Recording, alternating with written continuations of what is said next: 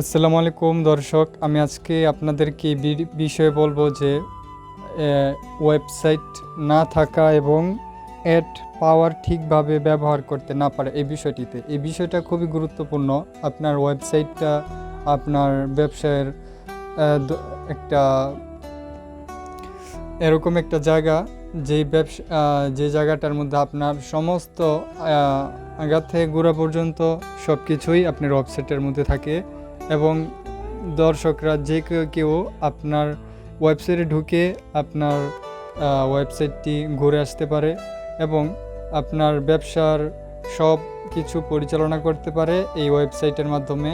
আর আমি আমার জানা মতে ব্লগার ওয়েবসাইটটি আপনারা ব্যবহার করতে পারেন, যেটা কিনা আনলিমিটেডভাবে কাজ করে। এই ওয়েবসাইটটি খুবই দূর দূরান্ত একটি ওয়েবসাইট এবং ভরসাযোগ্য এবং আপনার ব্যবসার শুরু থেকে শেষ পর্যন্ত কোনো ঝুঁকি ছাড়াই আপনার ওয়েবসাইটটি থাকবে, আপনার নামের ওয়েবসাইটটি থাকবে, আপনার কাছেই থাকবে, কোনো টাকা পয়সা কিছু ছাড়ে ফ্রিতে ওয়েবসাইট। আর ব্লগার ওয়েবসাইট টাকা দিয়ে বানাতে পারেন, ফ্রিতে বানাতে পারেন।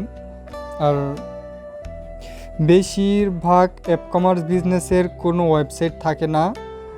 এক্ষেত্রে তারা একটা যুক্তি দাঁড় করায়, তা হলো আমাদের ব্যবসা তো ফেসবুক কেন্দ্রিক, আমার তো ওয়েবসাইট বাধ্যতামূলক না। হ্যাঁ, অবশ্যই আপনার জন্য ওয়েবসাইট বাধ্যতামূলক না, তবে একটা ওয়েবসাইট থাকা আপনার প্রফেশনালিজমের একটা অংশ। আর আপনি কি চান না যে অডিয়েন্স আপনার প্রতি কিছুটা আগ্রহী তাকে আবারও কোনো অফার দিতে, তাকে আবারও টার্গেট করতে? সেক্ষেত্রে অবশ্যই আপনার ওয়েবসাইট দরকার। ওয়েবসাইটে পিক্সেল বসিয়ে আপনি সহজেই রিটার্গেট করতে পারবেন। কিন্তু বেশিরভাগ কমার্স ব্যবসায়ী এত দ্রুত চিন্তা করে না, যার ফলে তাদের কমার্স বিজনেস বেশি দিন টিকে না। আর যারা চিন্তা করে তাদের ব্যবসা অনেক দূরে এগিয়ে যায়। তো আপনাকে চিন্তা করতে হবে যে আপনার ওয়েবসাইটটি পিক্সেল বসিয়ে আবার সহজে রিটার্গেটিং করা যায়। মানে নতুনভাবে যদি আপনি পণ্যটা আপলোড করেন এবং সেটা 6 মাস পরও নতুনভাবে আপলোড করা হবে, এরকম জিনিসটা বোঝাইছে। তো এটাকে বলা হয় রিটার্গেটিং। মানে যে সমস্ত কাস্টমাররা কিনেছে ওই সমস্ত কাস্টমারদেরকে আবারও আপনি সেভাবে তাদের সামনে দেখাবেন। তো এটাকে বলা হয় পুরানো কাস্টমার ধরে রাখার রিটার্গেটিং একটি সোর্স, সেটা এখানে বলা হয়েছে। আর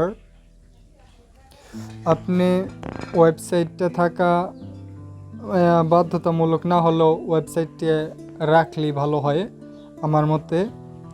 আর অ্যাড পাওয়ার ঠিকভাবে ব্যবহার করার জন্য আপনাকে ইউটিউবে ভিডিও দেখতে হবে।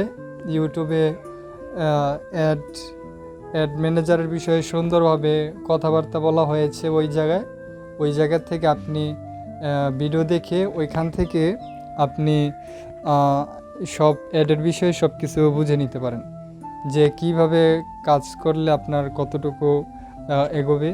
তো আশা করি আপনি এটা বুঝতে পারছেন যে ওয়েবসাইট না থাকে এবং অ্যাড পাওয়ার ঠিকভাবে ব্যবহার করতে না পারা আপনার ব্যবসার জন্য কতটা